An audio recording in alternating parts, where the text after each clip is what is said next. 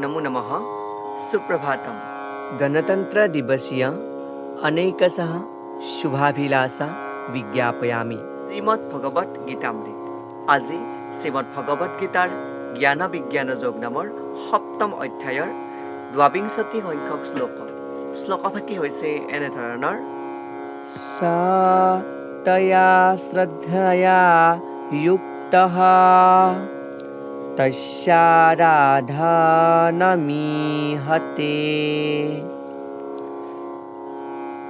লভতে চ ততঃ কামান ময়ৈব বিহিতান হিতান।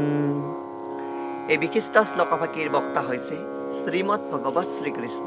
শ্লোকফাকিৰ অসমীয়া অৰ্থ হৈছে এনেধৰণৰ তেনে এটা শ্ৰদ্ধাৰ ভাৱেৰে তেওঁ কোনো এজন বিশিষ্ট দেৱতাৰ পূজা কৰিবলৈ প্ৰয়াস কৰে আৰু নিজৰ কাম্য বস্তুসমূহ লাভ কৰে, কিন্তু বাস্তৱিকতে এই কাম্য বস্তুসমূহৰ দাতাও ময়ে বা এই বস্তুসমূহ ময়ে প্ৰদান কৰোঁ বুলি কোৱা প্ৰসংগত ভগৱান শ্ৰীকৃষ্ণই সখা অৰ্জুনৰ আগত এই বিশিষ্ট শ্লোকফাকিৰ অৱতাৰণা কৰিছে। পূৰ্বৱৰ্তী শ্লোকৰ প্ৰসংগক্ৰমে উল্লেখ কৰিছিল যে কোনোবা সদাশয় ব্যক্তিয়ে ইচ্ছা কামনাৰ্থে বৈষয়িক সুখ লাভৰ কাৰণে কোনো দেৱতাক পূজা কৰে বা কোনো দেৱ দেৱীক পূজা কৰে, আৰু সেই দেৱ দেৱীক পূজা কৰাৰ ফলত যি ফল লাভ কৰা হয় সেই ফল লাভৰ দাতাও হৈছে ঈশ্বৰ শ্ৰীকৃষ্ণ। আৰু তেওঁ এই ক্ষেত্ৰত উল্লেখ কৰিছে যে সেই কাম্য বস্তুসমূহ যি লাভ কৰে, যি বৈষয়িক বাসনা লাভ কৰে, তেওঁ সেয়া দেৱ দেৱতাসকলে দিয়া বুলি ভাবে।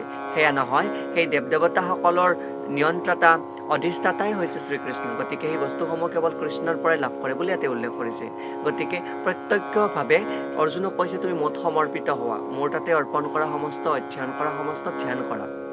আৰু এই প্ৰসংগত ভাষ্যকাৰে উল্লেখ কৰা অনুসৰি যি আধ্যাত্মিক কামনা, যি এই দুয়োটা একে পৰ্যায়ৰ হ'ব নোৱাৰে বুলি উল্লেখ কৰিছে। কাৰণ দেৱতা এজন হ'ল পূজাৰ কৰাৰ যি পাৰ্থিৱ অংশ, আৰু পৰমেশ্বৰৰ বাবে ভক্তিভাৱেৰে কৰা কাম হ'ল যি আধ্যাত্মিক চেতনা। আৰু এনে ক্ষেত্ৰত উল্লেখ কৰিছে যে যি জীৱই দুনাই ভগৱানৰ ওচৰলৈ ঘূৰি যাবলৈ ইচ্ছা কৰে, তেওঁৰ বাবে বৈষয়িক কামনা বাসনাবিলাকেই ডাঙৰ বাধা। আৰু সেইবাবে ভগৱানৰ শুদ্ধ ভক্ত এজনক বৈষয়িক বস্তু দিয়া নহয়, যিবিলাকৰ বাবে অল্প বুদ্ধিৰ জীৱবিলাকে প্ৰয়াস কৰি থাকে। আৰু সেইকাৰণে পৰমেশ্বৰৰ বাবে ভক্তিৰে সেৱা আগবঢ়োৱাৰ সলনি পাৰ্থিৱ জগতৰ দেৱতাসকলক পূজা কৰাটোকে সকলোকে বা তেওঁলোকে ভাল বুলি ভাবে বুলি ইয়াতে উল্লেখ কৰিছে।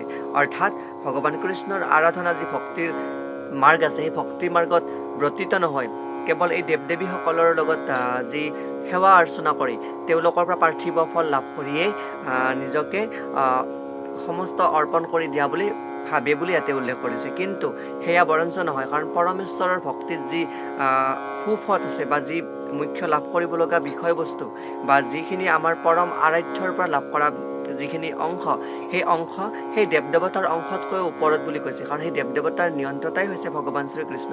আৰু সেই প্ৰসংগতে ইয়াতে উল্লেখ কৰিছে যে দেৱ দেৱতাৰ পূজা অৰ্চনা কৰিলে কোনো পাপ নহয়, কিন্তু সেই দেৱ দেৱতাৰ আশ্ৰয়স্থল যি শ্ৰীকৃষ্ণ, তেওঁক আৰাধনা কৰিলে প্ৰত্যক্ষভাৱে এই কাৰ্য সিদ্ধি হয় বুলি কৈছে। আৰু ইয়াতে তেওঁ পূজা অৰ্চনাৰ বিৰোধিতা কৰা নাই, তেওঁ বৰঞ্চ সমৰ্থন কৰিছে, কিন্তু প্ৰত্যক্ষভাৱে তেওঁতে সমৰ্পিত হ'বলৈ ইয়াতে অনুৰোধ কৰিছে। এয়াই উক্ত বিশিষ্ট শ্লোকফাকিৰ সৰল গুণাৰ্থ। ধন্যবাদ।